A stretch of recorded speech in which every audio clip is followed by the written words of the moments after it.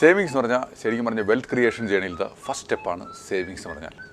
നമ്മുടെ ചിലവ് കുറയ്ക്കുക, മിച്ചം കൂടുതലുണ്ടാക്കുക, അത് മാറ്റിവെക്കുക, അതാണ് സേവിങ്സ്. ഇപ്പോൾ ഏതൊരു സാലറീഡ് എംപ്ലോയി ആണെങ്കിലും ഒരു മാസം ഒരു ഇൻകം വരുന്നു, അതേമാതിരി മാസം ഒരു ചിലവ് വരുന്നു, അതിൽ നിന്ന് എത്ര മിച്ചം വരുന്നു, അത് സേവിങ്സ്.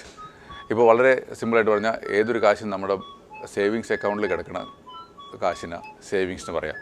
ഇനി അതല്ല, നമ്മൾക്ക് ഏതെങ്കിലും ഒരു ഒരു ഒരു ഒരു എക്സ്പെൻഡിച്ചർ വേണ്ടാന്ന് വെച്ച്, ഇപ്പോൾ ഉദാഹരണമായിട്ട് പറഞ്ഞാൽ നമുക്ക് അധികം റെസ്റ്റോറൻറ്റിൽ പോകുന്ന സ്വഭാവമുണ്ട്.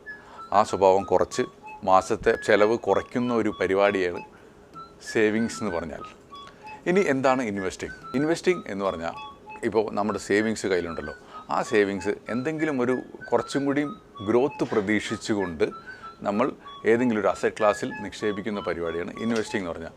നമ്മുടെ അടുത്ത് കാശ് അധികം കുറച്ച് സേവിങ്സിൽ കിടപ്പുണ്ട്, അത് ഒരു ബാങ്കിൽ FDയിൽ കൊണ്ട് നിക്ഷേപിച്ചു, ഒരു ഇൻട്രസ്റ്റ് കിട്ടുന്നുള്ളൊരു ധാരണയിലാണ് നമ്മൾ നിക്ഷേപിക്കുന്നത്. ഒരു 6 to 7% ഇപ്പോൾ ബാങ്ക് FDയിൽ നിന്ന് കിട്ടുന്നുണ്ട്. അതിനെയാണ് ഇൻവെസ്റ്റിംഗ് എന്ന് പറഞ്ഞാൽ. ഇനി വേറെ കുറച്ച് കാശ് അധികം ഉണ്ട്, നമ്മൾ ഒരു പ്രോപ്പർട്ടിയിൽ ഇൻവെസ്റ്റ് ചെയ്തു, നല്ല കുറച്ച് കമ്പനീസ് ഐഡൻറ്റിഫൈ ചെയ്ത് അതിൽ ഷെയറിൽ ഇൻവെസ്റ്റ് ചെയ്ത പരിപാടി, അതിനാ ഇൻവെസ്റ്റിംഗ് എന്ന് പറയാം.